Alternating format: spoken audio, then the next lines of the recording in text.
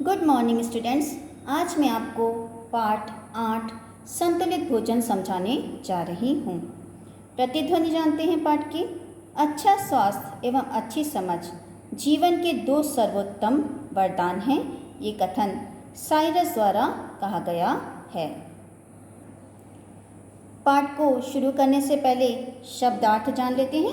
वायु का अर्थ होता है हवा, प्रबंध का व्यवस्था, निर्मलता का कमजोरी, मुख्य का विशेष, संक्रामक का अर्थ होता है एक दूसरे से फैलने वाले, जल का अर्थ होता है पानी, उद्देश्य का ध्येय, अभाव का कमी, शारीरिक का अर्थ होता है शरीर से संबंधित, व्यंजन का अर्थ होता है विविध प्रकार का खाना, भोजन का अर्थ होता है खाना, शक्ति का ऊर्जा, परिश्रम का मेहनत, नियमित का लगातार और सदैव का अर्थ होता है हमेशा।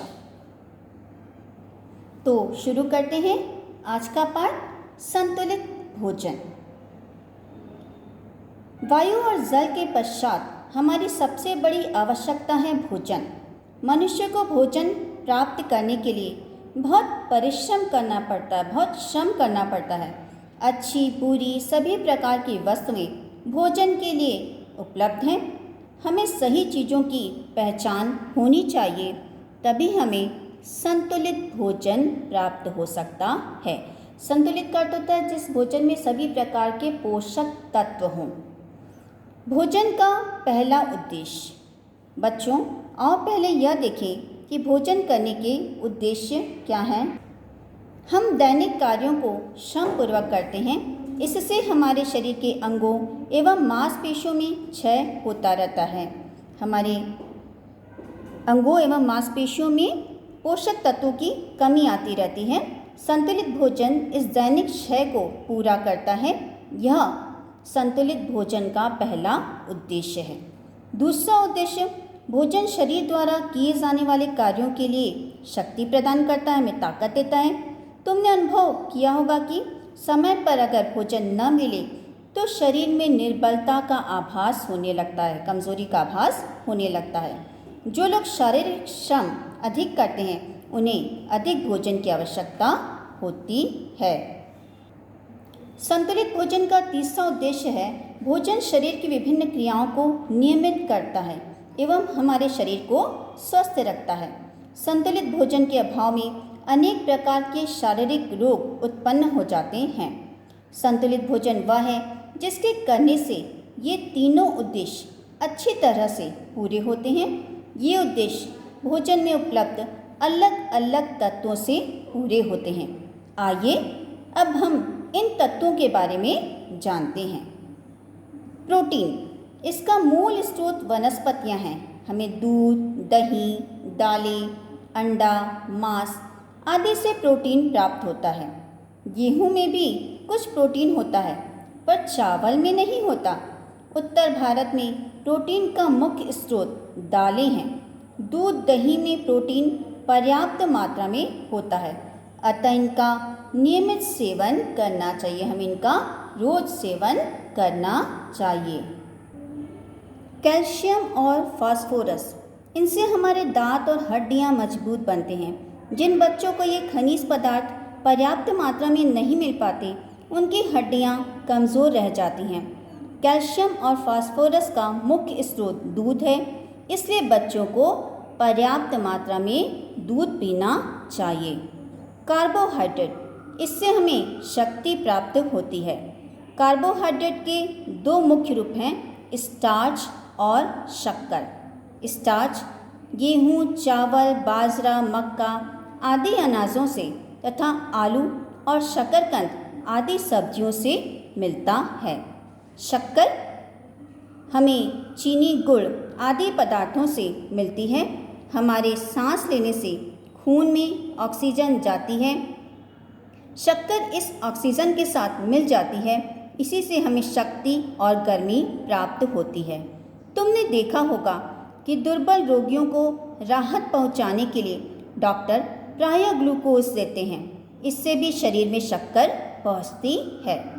वसा या चर्बी, शक्ति और ताप का एक अन्य मुख्य स्रोत वसा या चर्बी है। वसा हमें दूध, मक्खन, घी, वनस्पति तेल, अंडे, बादाम आदि से प्राप्त होती है। अधिक मात्रा में वसा खाने से यह शरीर में एकत्र हो जाती है। परिश्रम न करने वाले व्यक्ति वसा की अधिकता के कारण ही मोटे हो जाते हैं। खनिज लवण हमारे शरीर को क्लोरीन, आयोडीन, लोहा आदि लवणों की मुख्य रूप से आवश्यकता होती है। क्लोरीन हमें नमक में मिल जाती है। आयोडीन नामक तत्व और लोहा हरे पत्ते वाली सब्जियों से मिल जाता है। हमारे खून का लाल रंग उसमें उपस्थित लोहे के कारण ही होता है। विटामिन शरीर को निरोग रखने के लिए भोजन में विटामिनों का होना बहुत आवश्यक है। विटामिन कई प्रकार के होते हैं। विटामिन ए दूध, मक्खन, फल, गाजर और हरी सब्जियों में पाया जाता है। विटामिन ए के अभाव में आँखें कमज़ोर हो जाती हैं।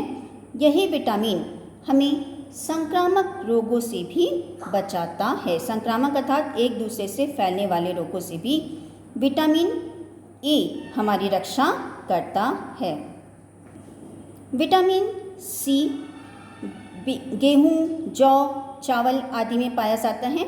यह पाचन क्रिया में सहायता देता है। इसकी कमी होने पर जीभ में छाले पड़ जाते हैं। विटामिन सी संतरा, आंवला जैसे खट्टे फलों, टमाटर, प्याज, अंकुरित चनों एवं दालों में पाया जाता है। इसकी कमी से मसूड़े कमज़ोर पड़ जाते हैं और प्रायः जुकाम रहने लगता है। विटामिन डी हमारे दांतों और हड्डियों को मजबूत रखने के लिए आवश्यक है। इसका सबसे अच्छा स्रोत धूप है। यह हमें दूध से भी प्राप्त होता है।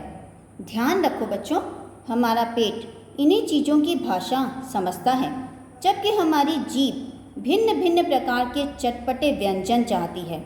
इसका मतलब यह कदापि नहीं कि हमारा भोजन स्वादिष्ट नहीं होना चाहिए। सदैव स्मरण रखें कि भोजन में स्वाद तो होना चाहिए, पर स्वाद के लिए भोजन नहीं होना चाहिए। जल भी संतुलित भोजन का एक अंग है।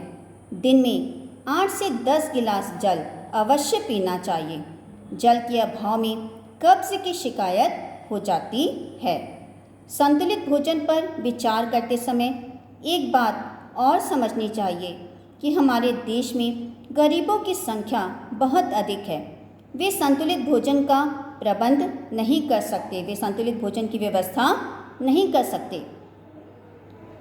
पर हाँ, वे कोशिश करें तो सस्ती चीज़ों से भी भोजन के आवश्यक तत्वों को प्राप्त कर सकते हैं। वे हरी सब्जियाँ तथा पपीता, सेब, केले आदि फल खा सकते हैं। इसलिए सदैव यह ध्यान रखना चाहिए कि खाने की वस्तुएं साफ सुथरी हों तथा उन्हें ठीक प्रकार से पकाया गया हो।